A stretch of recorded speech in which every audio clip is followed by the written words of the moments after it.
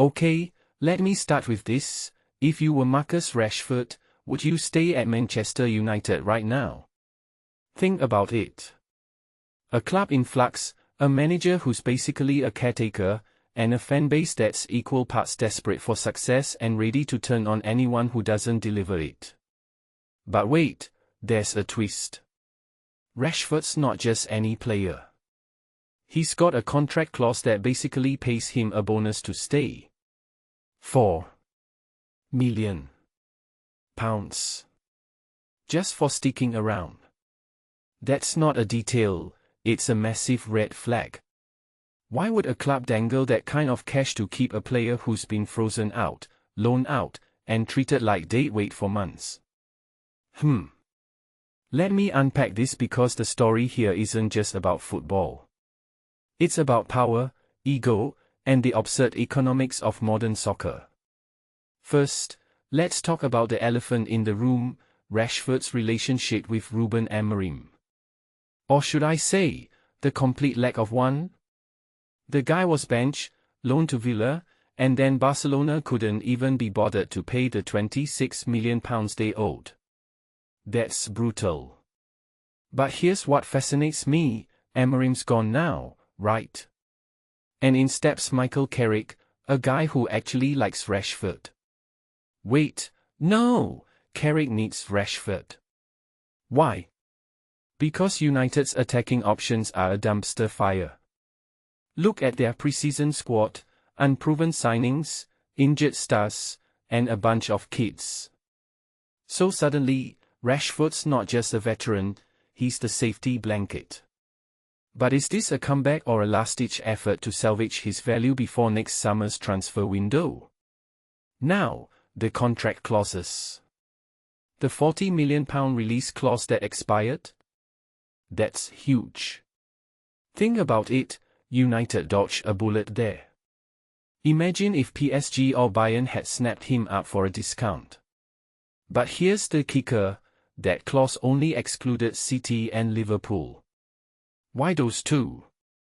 Is there a hidden rivalry here? Or is United just trying to spite their biggest threats?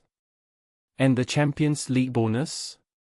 That's not just a perk, it's a trap.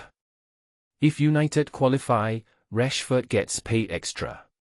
But if they don't, well, he's stuck in a worse situation with less cash. It's like the club is betting on themselves to stay relevant. But are they? Last season was a nightmare. This preseason? A mess of injuries and unanswered questions. And let's talk about Rashford's body language.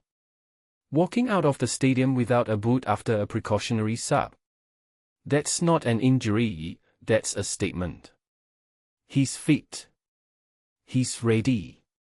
But does he want to be there? Or is he just playing the game to maximize his payout and leave next year?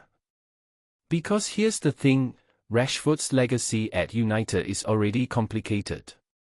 He's a local lad, a symbol of the academy, but also a player who's become synonymous with the club's decline. Staying could be a redemption arc, or a slow burn into irrelevance. Leaving could be seen as betrayal. There's no easy path here. But wait, what's the bigger picture? United's entire strategy feels reactive. They're not building a team, they're patching holes. Rashford's situation is just one symptom of a club that's lost its identity. And yet, there's still this romantic idea that a homecoming like this can fix things. Personally, I think that's naive. Rashford's return isn't a solution, it's a band-aid. The real issues are ownership, management instability, and a transfer strategy that's all over the place. But hey, football's not about logic, right? It's about emotion. So maybe Carrick's move to bring him back is genius. Maybe it reignites something in the squad. Or maybe it's just delaying the inevitable reckoning United has to face. What do you think? Drop your takes below, because this story's far from over.